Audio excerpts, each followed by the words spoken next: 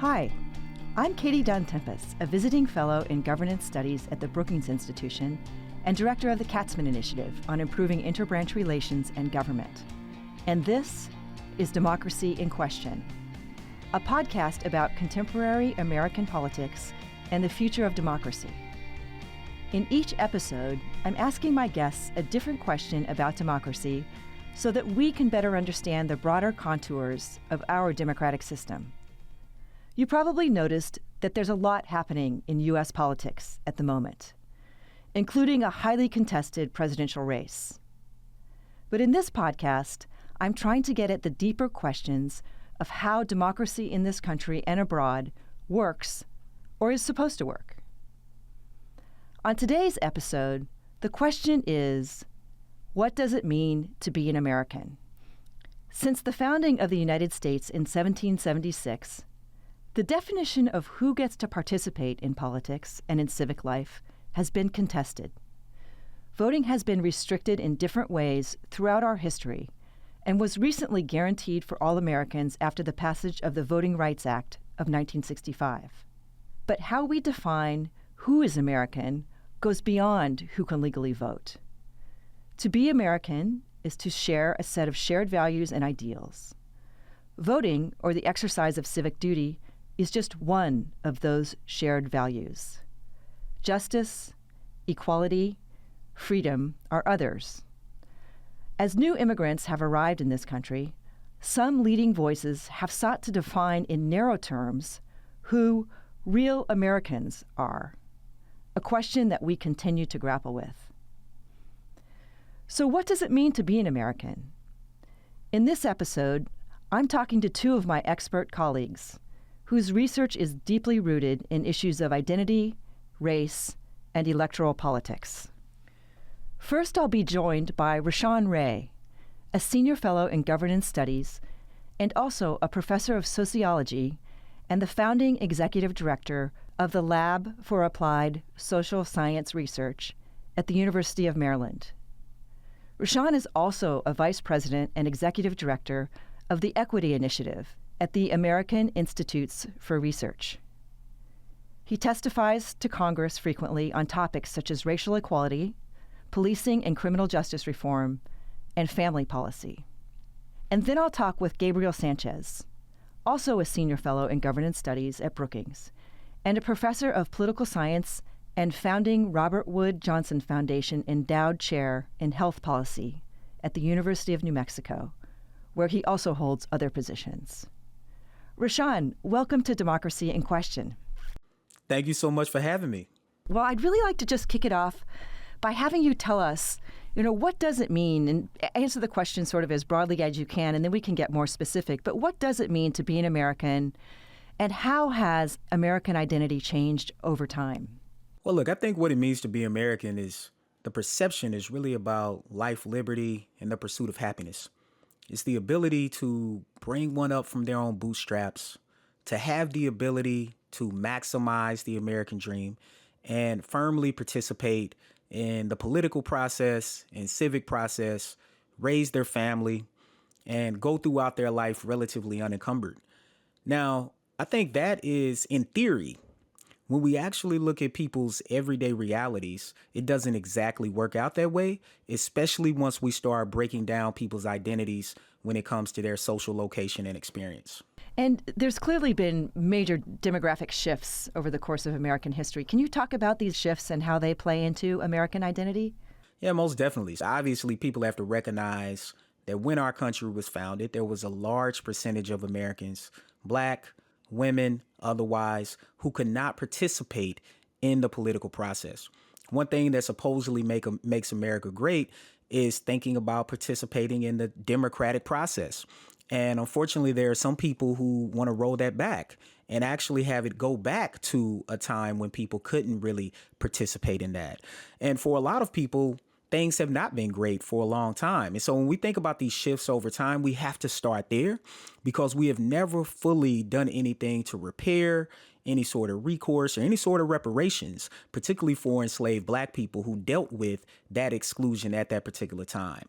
I think, of course, another big shift as we go into the 1900s was there was a large wave of European immigrants that came to the U.S.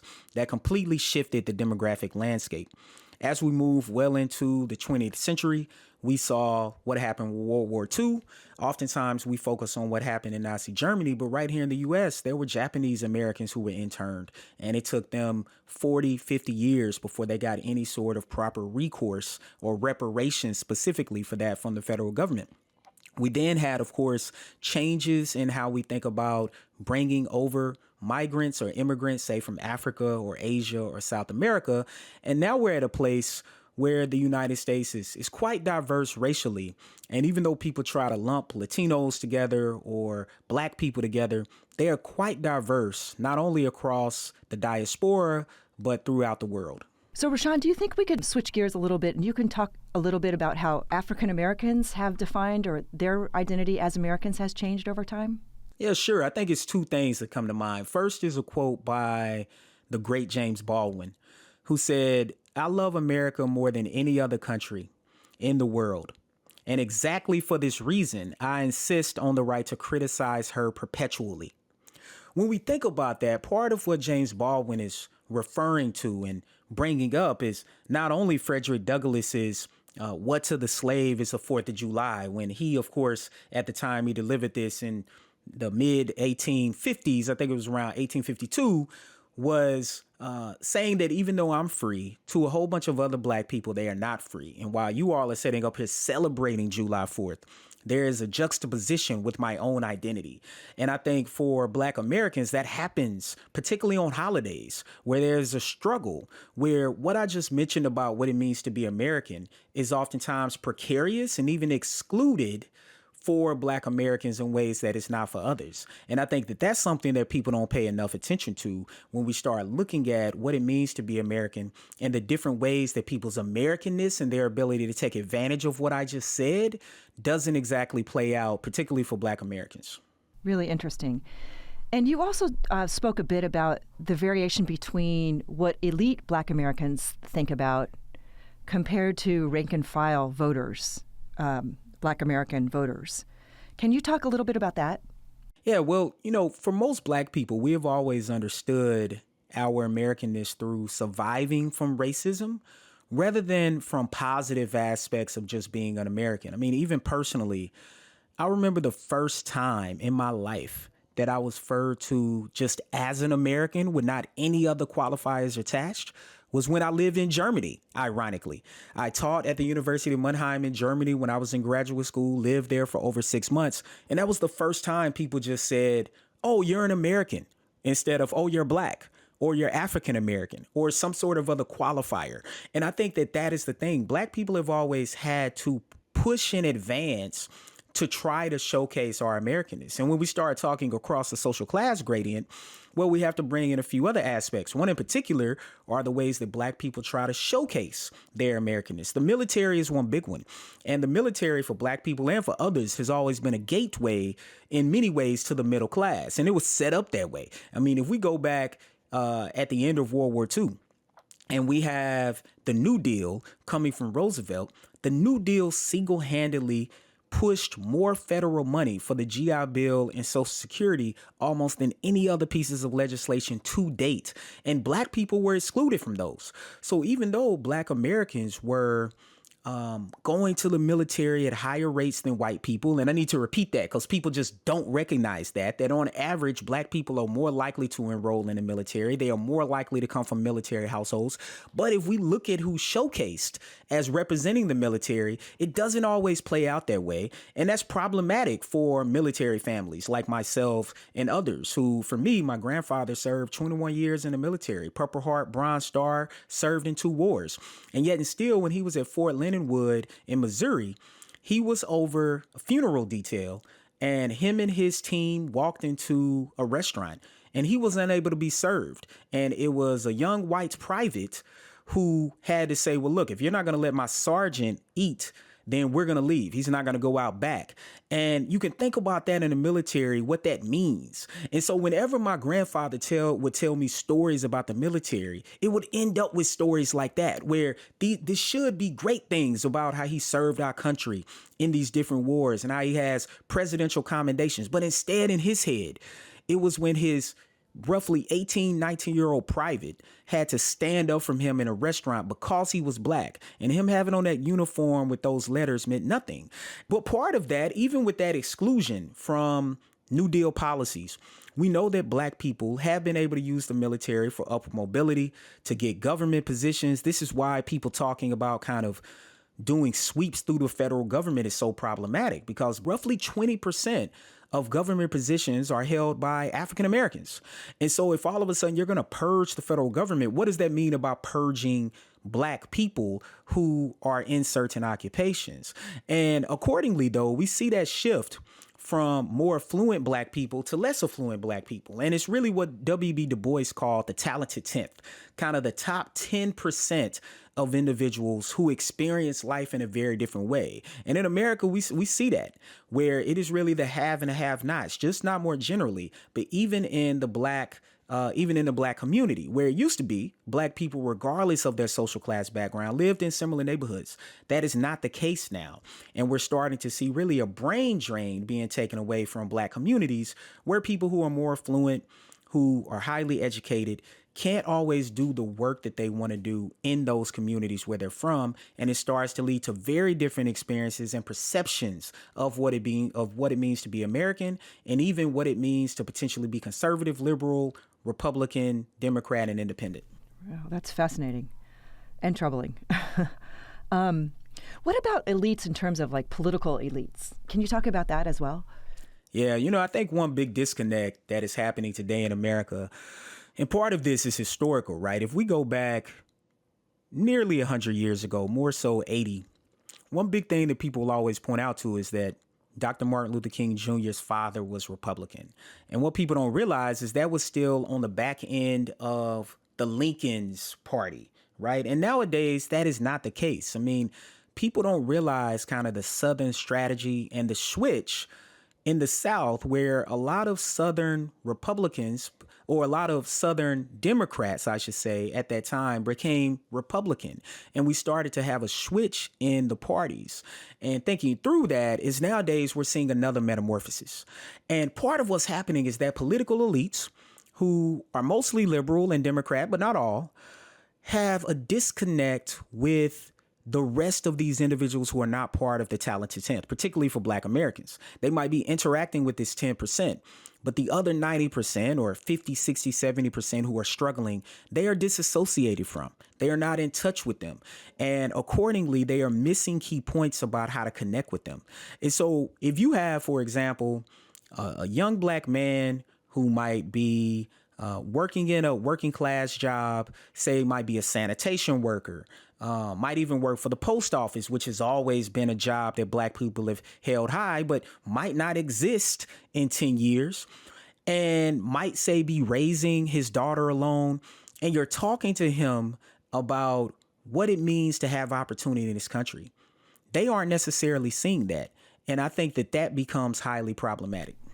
And is it American, quote unquote, to participate in our democratic process? What does your research tell you on that front? Yeah, most definitely. Look, I mean, it could be argued that voting is single-handedly one of the best indicators of what it means to be American, in addition to joining the military, which I already said Black people do at a higher rate.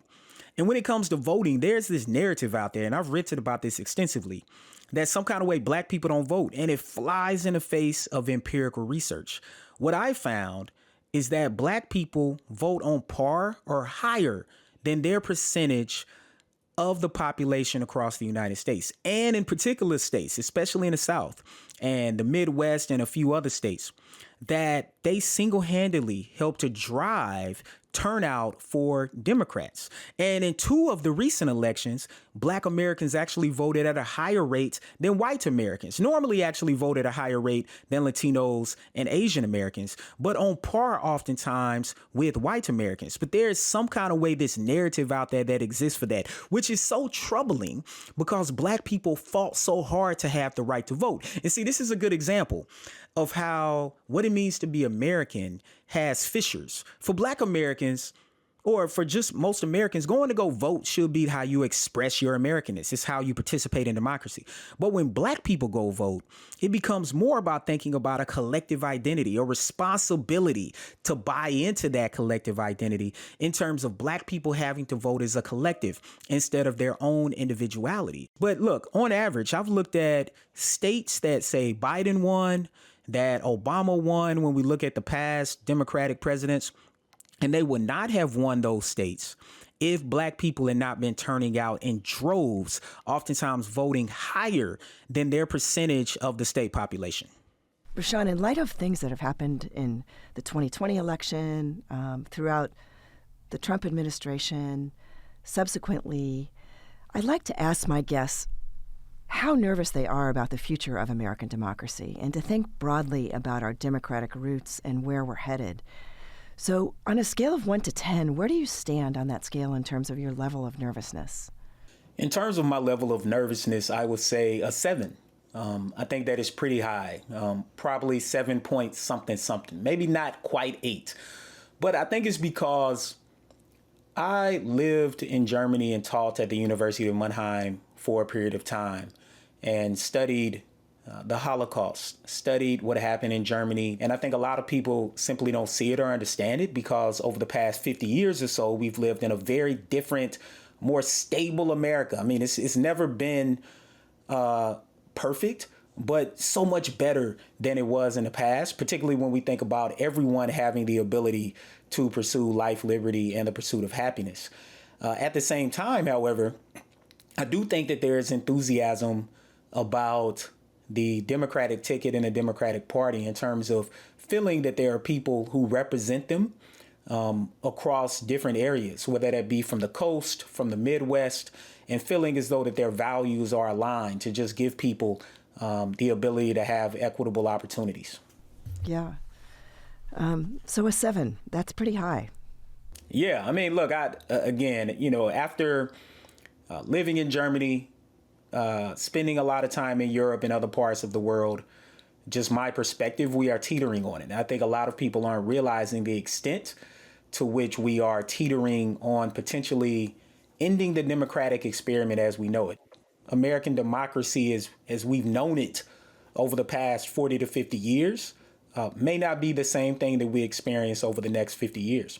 I mean, when you have presidential candidates making statements that people might not have to vote again, or potentially lauding particular type of leaders around the world, I mean, we have to really take people at face value. For me, I really embrace what Maya Angelou says, which is when people show you who they are, believe them the first time. And I tend to do that, and it tends to work out pretty well. I mean, if we go with that ideal type that I mentioned earlier, working class individual who's trying to just raise his family by himself, he's looking at the language and he's saying, I don't know what you're talking about, but I do know what this person is saying. And if this person is all about economics and helping me to build wealth, then I'm listening to that. And partly it's because a lot of Black Americans realize that we cannot outclass racism. And in that regard, they look at Democrats saying, you keep saying you're going to solve this stuff. You said that you were going to address public safety. You said that you were going to pass the George Floyd Justice and Policing Act. You did not. You said you were going to engage in student loan forgiveness. And even though that's happened for some people, I don't know a whole lot of people. And you said that that was going to benefit me. You said that we were going to get more investments in our local communities. And even though that's happening, people don't feel that. What people are feeling is they go to the grocery store and they buy the same stuff that they did 2 years ago. Because people like me, you like the same cereal and the same type of eggs and the same type of milk. And what you realize, you're like, holy crap, what am I spending here? And my jobs is not keeping track. How much I'm paid is not keeping track.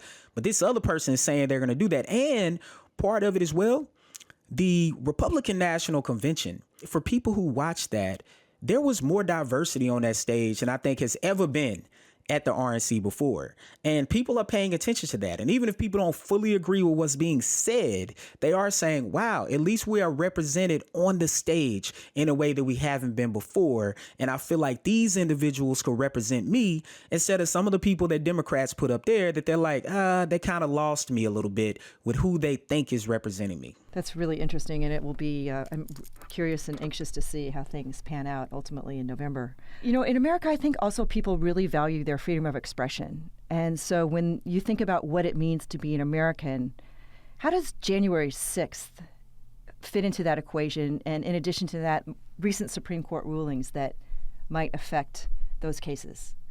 It's going to be interesting seeing how history paints this. But from where I sit with the research that I do, January 6th was highly problematic.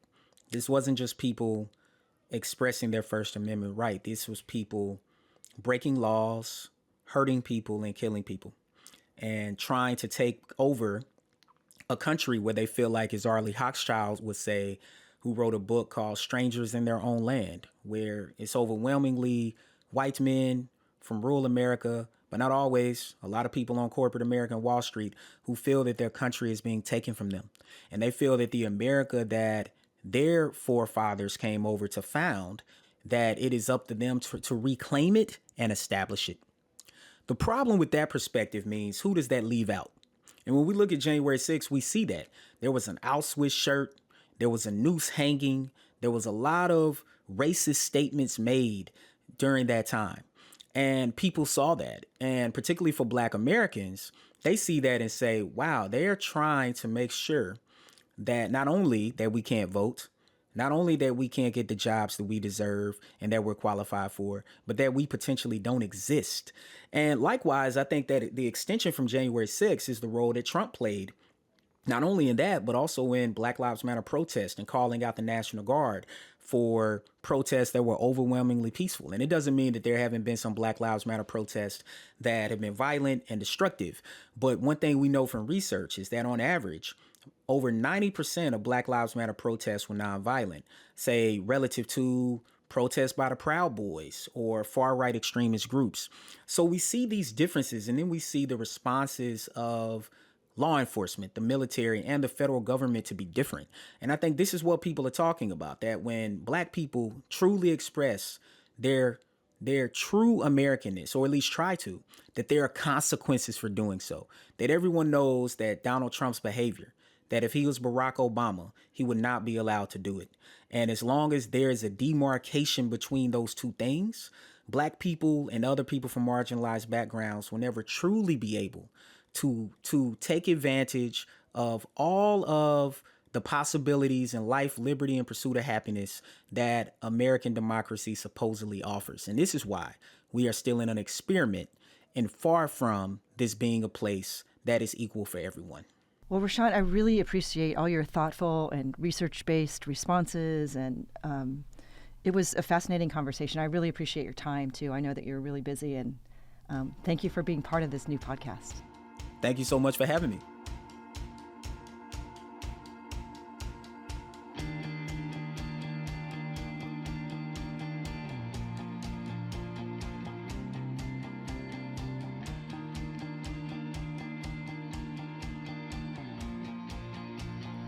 And now, Gabe Sanchez, who in addition to his academic roles at the University of New Mexico, is also Vice President of Research at BSP Research, a leading survey firm focused on the Latino electorate.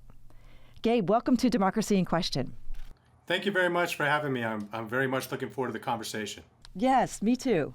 And as everybody knows who sort of follows American history and American politics, there clearly have been significant demographic shifts in our population. So what does it mean to be an American, and how has American identity changed over time? Yeah, great question. And I'm just going to dive right into this because I think it's an important conversation to have, especially as I'll start to connect our underlying values to demographic changes. But in the United States, I would say that our political culture is largely the way we define who is quote unquote an American. In short, acceptance to the main values that have defined our political culture or our value system politically and socially has been the way we have defined ourselves as a nation and really provided the foundation for our overall political identity. Some of these values include, and this is stuff that academic researchers like myself track over time, some of these will be very familiar to our audience, liberalism, which is essentially that classic doctrine of in the United States we have individual freedom, right? But that's contrasted with individual responsibility or civic republicanism, which is often how we get to the notion that it suggests that we need to be involved in our civic affairs, including voting, in order to call ourselves a true American. We also have a value of equality of opportunity and Protestant work ethic, this notion that you pick yourselves up by your bootstraps ideology, so to speak, in the United States. And finally, one that's got a little bit of an asterisk to it because there's been some debate about it over time is whether or not a commitment to religious faith fits into our definition of what it is to be an American and our overall political culture or our value system. But in essence, public opinion data has consistently found over time that the overwhelming majority of Americans continue to support these underlying values and will agree that this is part of what defines being an American and what goes into our overall American political identity. Final thing I'll say on this question is that it's key for us to understand that unlike most countries in the world who really define their nationality based on a connection to the land, or that geography in which we're talking about, because a lot of folks have multi-generational connection to that land. In essence, other than Native Americans, we're a nation of immigrants. So it's really our political values which has helped define who is an American in this country, which is somewhat unique from other places in the world that, again, have a regional connection to land. Yeah, that's fascinating. And when you talked about the various features of being American, is it American to participate in our democratic process? You know, that's a really important question, that I think gets at somewhat of the contrast in some of these underlying values. So at the end of the day, right, as I noted, the underlying political values sometimes clash with each other. In this case, right, civic republicanism, which suggests it's our responsibility to be involved in solving our collective social problems, can contrast with our individual level freedoms, which at the end of the day, we often hear, even the US Census asks people who say they did not vote, why did you not vote? One of the most common things that's often noted is, right, it's my individual freedom as an American to express myself by not voting or not participating in the political process. And the reason why this is so important is if you go all the way back to folks like Alexis de Tocqueville, right, when they talk about what is unique about US society, folks like him often note that what has made our US system of democracy work is this kind of continued support for civic engagement. Many scholars, for example, have noted that it's our willingness to work together to solve collective problems that has made our democracy work over time. Therefore, if we see slippage in that value and a movement towards what is often referred to as rugged individualism that can clash with this notion of having a civic responsibility, that can be a challenge or a problem for democracy. And you've spent a lot of your scholarly life focusing on the Latino electorate and also the Native Americans. So can you talk about, from their perspective, this idea of what it means to be an American and how it affects those communities?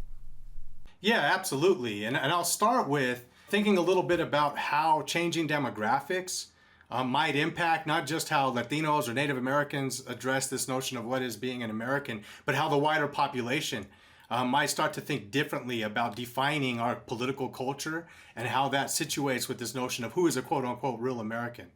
So I'll say that although the values that define our political identity have remained pretty constant over time, there has been a pretty fierce debate about whether our political culture and underlying political values have been negatively impacted by the changing demographics we have all experienced here in the United States. And just to give folks some context, right, some numbers, to give you some indication of why underlying demographics is so important to understand. According to the most recent census data, nearly every county in the United States has become more diverse over the past decade. Every single county across the country, with more than a third of the U.S. population now living in a county where people of color are now the majority. And this isn't just occurring in urban areas, which is often how you think about these things. I think most people realize, okay, in big cities, we know it's more diverse. But even in rural counties across the United States, we're seeing increased diversity. And unfortunately, because there's this perception that this is driving by immigrants and the browning of America, it is often not exactly external migration anymore that's driving those patterns, but I think most political pundits, most everyday Americans think about changing diversity as being driven by immigrants. And unfortunately, what this leads to is this perception that immigrants might be the culprit if we think that there's been a weakening of our political culture, or we think that somehow our political culture is changing because the nation is becoming more diverse. So what's really fascinating to me is that when you actually look at surveys and you track support for this underlying political value system, it's often immigrants who are more likely to buy into these underlying values than Americans like myself who were actually born here in this country. So for example, if you look at support for the Protestant work ethic, it's actually immigrants who actually say things that are more in line with that underlying ideology than those of us that were born in the United States. That's fascinating. Are there any other examples where there were surprising sort of attachment to traditional American ideals that are no longer as popular, but for instance, pulling yourself up by your own bootstraps and the kind of Protestant work ethic? Anything else? Yeah, I mean, I think that underlying notion of why you see a lot of what we often refer to as somewhat of the conservative or more of a Republican bend to our political values, like pick yourself up from your bootstraps or not relying on the federal government, etc., it's often immigrants who are much more likely to agree with some of those statements. And what's interesting to me is that's what makes immigration policy so complex, particularly for Republicans. Because on one side of that issue, right, there's this underlying notion of fear of diversity and a perception that immigrants are bad for the economy or bad for the country.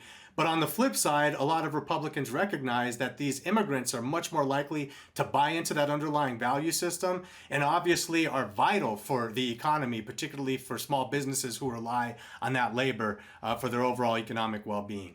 And it's also striking to me that the sheer demographic data that shows that in every county across the United States, it's become more diverse ethnically.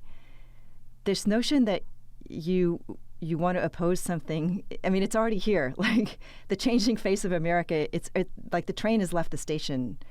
But do you still think that there's a subset of the American electorate that wants to turn the clocks back, so to speak? Well, I think there definitely is. And you think about even some of, the contemporary political language, things like let's make America great again, right? On its face, doesn't sound like it's cueing race or cueing diversity, but a lot of social science research has indicated when a lot of particularly white Americans hear those type of statements, make America great again, part of their perception of when was America great, it might have been great before we had all these immigrants and there were so many minorities in the country.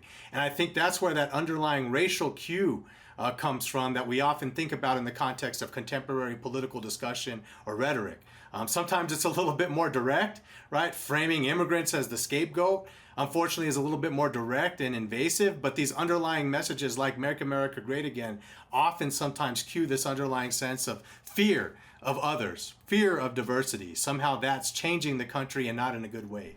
And I know in some other minority groups, there tends to be a divergence between what the elites in that group think and what the rank and file voters think. Is that true also in the Latino population and in the Native American populations? Yeah, absolutely. There's always a distinction between elites and the masses across a wide range of substantive policy issues. Often, elites tend to have a more ideologically extreme view than the voters that they propose to represent.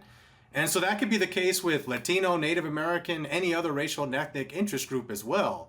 And part of the reason why this is important is that it's connected with this overarching concern all of us at Brookings have with political polarization. So while most Americans remain relatively moderate in their political views, interest groups on both sides, liberals and conservatives, tend to have much more of an ideological extreme bent to them, which I think fuels the perception that we are too ideologically distinct from one another to actually work together politically to solve problems. And again, the reason why that's so important to stress is, remember, de Tocqueville and others thought what's inherently American is our ability to work together across political ideology to solve common everyday problems. And so if we get to a point where average everyday Americans think that's impossible because we're too fall apart from each other politically or ideology, wise, then obviously it becomes much more difficult to push forward this notion that we can work together politically, we can work together to solve problems. So I think that's where we start to get into this danger, and it starts to influence our overall perception of political identity, right? Where we don't have support for consensus and incremental policy action because we think things all become really about winning election and winning policy battles at all costs. And I think that's a very dangerous notion for our overall democracy. And it also is striking to me, it seems as though maybe elites are tone deaf. Like, shouldn't they know better what their constituency wants to hear and how to speak to them and communicate with them effectively instead of advocating more extreme views or being kind of the embodiment of those extreme views? That absolutely can happen, right? And I think in some cases, interest groups sometimes find themselves pushing for particular policy platform agenda items without really recognizing that that might not even be in line with what their constituents or the population that they intend to serve actually want. And in fact, I know I'm part of a team at Brookings that is really looking at how to do a better job of actually doing data collection with the community that's in a community engaged way. So we hopefully get much better data about what the community actually wants that's not being driven by elites, but is actually fueled from the bottom up. And let me just take you in a different direction. If we sort of buy into the notion that participation in American politics is part and parcel of being an American, right? It's a civic duty.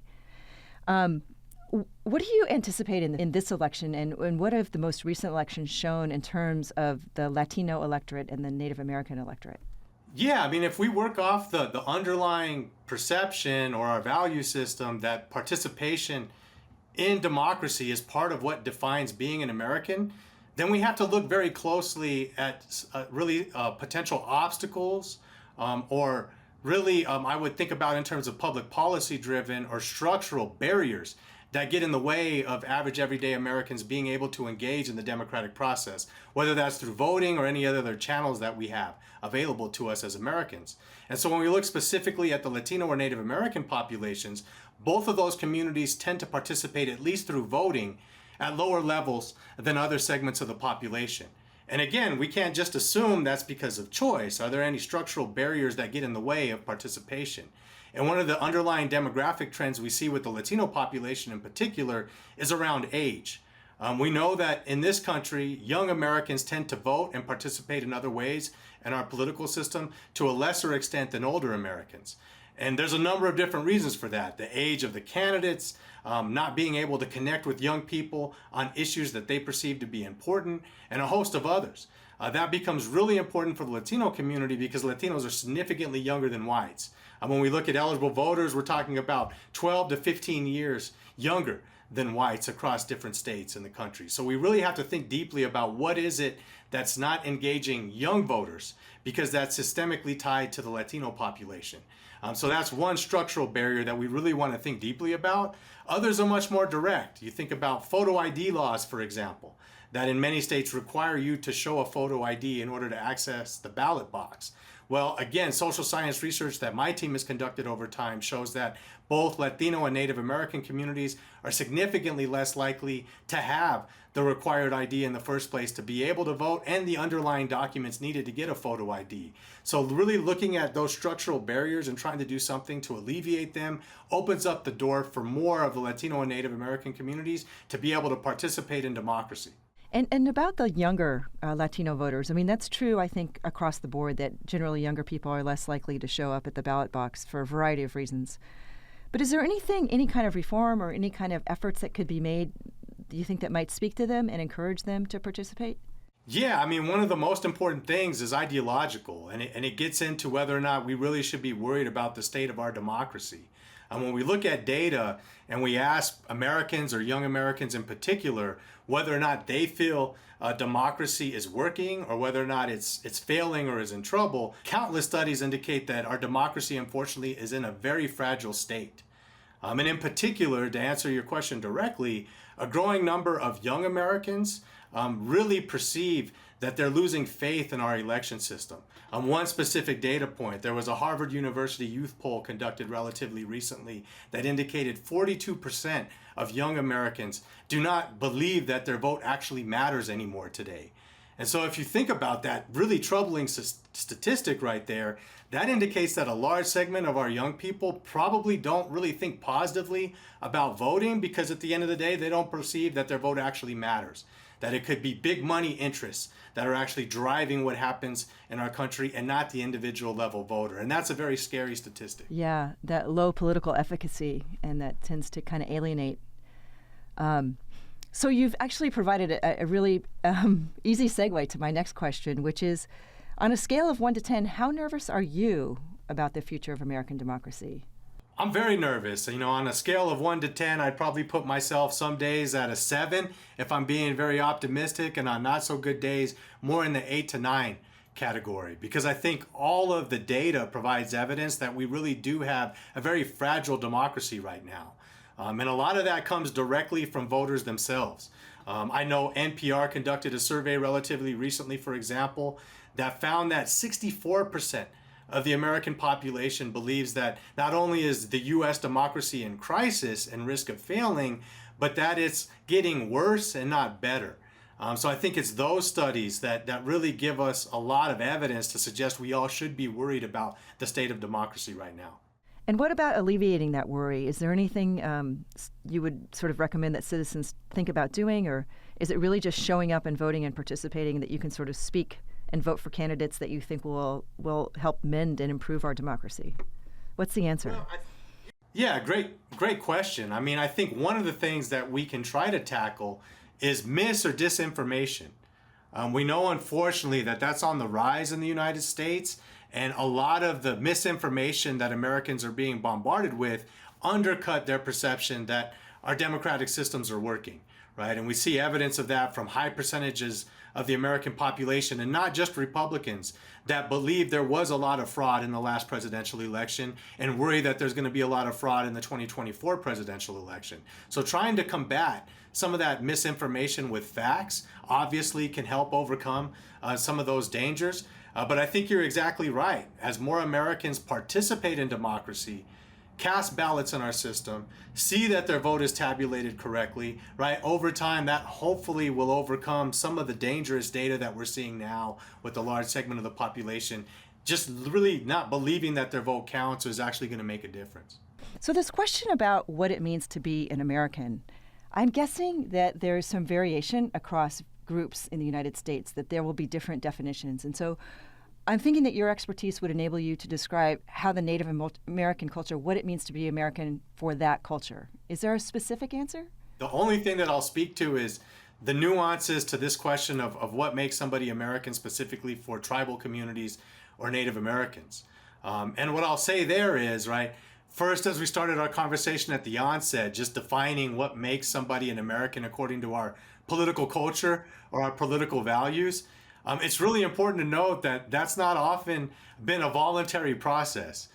Those political values in the United States, unfortunately, have been forced upon large segments of our population, whether that's tribal communities, right, who have really had all of our underlying political culture in the U.S. directly forced upon them. We think about boarding schools, for example, as a mechanism in which our political value system, really from the federal government's perspective, was forced on tribal communities, or slavery as the other dominant example. We cannot assume that this underlying political system was just voluntarily accepted by all Americans, right? Particularly Native Americans have unfortunately had that forced upon them. And so when we ask the question, does it require participating in the political system to call yourself an American? For original Americans, Native Americans, that's an interesting question, because I've read a lot of scholarship that suggested for tribal communities, participating in federal election can be perceived as not being loyal to your tribal community. Because remember, we have tribal elections that pick representation and leadership from tribal communities as well. So we just have to think about even that underlying question of what defines an American must be nuanced for different segments of our community. And tribal communities, Native Americans, are obviously a population where we need to think deeply about what that actually means to them. So, Gabe, this has been a fascinating conversation, and I really appreciate your time and your incredible expertise. Having all of that recent polling data and survey data is so useful when you're thinking about these kinds of issues. So thanks for being a guest on Democracy in Question. Thank you very much for framing the question so well to have a great conversation that hopefully will inform some of our viewership. Democracy in Question is a production of the Brookings Podcast Network. Thank you for listening, and thank you to my guests for sharing their time and expertise on this podcast. Also, thanks to the team at Brookings who make this podcast possible, including Kuwila Lini Huwanga, supervising producer, Fred Dews, producer, Colin Cruikshank, Steve Cameron, and Gaston Reboredo, audio engineers. The team in governance studies, including Tracy Vaselli, Catalina Navarro, and Adele Patton, and the promotions teams in both governance studies and the Office of Communications at Brookings. Shavanti Mendez designed the beautiful logo. You can find episodes of Democracy in Question wherever you like to get your podcasts, and learn more about the show on our Brookings website at brookings.edu/democracyinquestion, all one word. I'm Katie Dunn Tempest. Thank you for listening.